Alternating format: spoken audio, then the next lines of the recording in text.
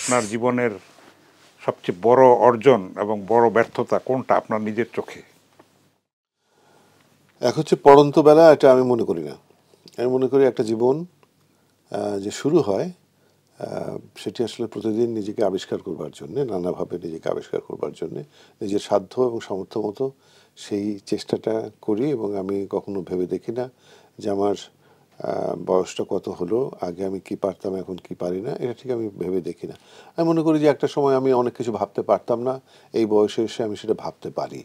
তার মানে বয়স মানুষকে ওই সুযোগ, ওই সাধ্যটা দেয়, অভিজ্ঞতা বলে একটা জায়গায় পৌঁছাতে পারে সে। সেই জায়গাটা থেকে সে অনেক কিছু ভাবতে পারে যেটা আগে তার ভাবা সম্ভব হয়নি। হ্যাঁ, হারানোও হয় অনেক কিছু। আগে যেমন মার্বেলে তাক করতে পারতাম, এখন আর হয়তো সেটা পারবো না। আর সেটার জন্য আমার এখন কোনো বেদনাও নাই।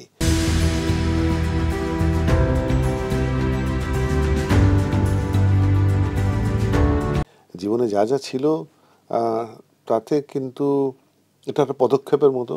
এক একটা পা ফেলে মানুষ এগিয়ে এসেছে মনে হয়। কিন্তু আমার বিবেচনায় কখনো আসে না যে সার্থকতা বা এই দিকটায় সফল হয়েছি, এই বিষয়টাও আমার খুব একটা মনে হয় না হাসান হাফিজ। মনে হয় না এই কারণে যে আমি সবসময় যেটা বিশ্বাস করি, মানুষ একবারের জন্যই বাঁচে। সেই বাঁচাটাকে অর্থবহ করাটা অনেক বেশি গুরুত্বপূর্ণ। আমি কোন জায়গায় পৌঁছালাম সেটি কোনো গুরুত্বপূর্ণ বিষয় নয়। আমি আমার জীবনকে কীভাবে উপভোগ করেছি, আমার কর্মের মধ্য দিয়ে, আমার আনন্দের মধ্য দিয়ে, আমার সৃজনশীলতার মধ্য দিয়ে, সেটাই অনেক আনন্দের বা সেটাই হচ্ছে উপভোগের বিষয়। একটা কথা বলা হয় যে জীবন কত দীর্ঘ ছিল সেটা বিবেচ্য নয়, কত তীব্র ছিল সেটাই হচ্ছে তীব্র বিষয়। তীব্র এটা হচ্ছে আনন্দের বিষয়, যে জীবন বরাবরই তীব্র রয়েছে।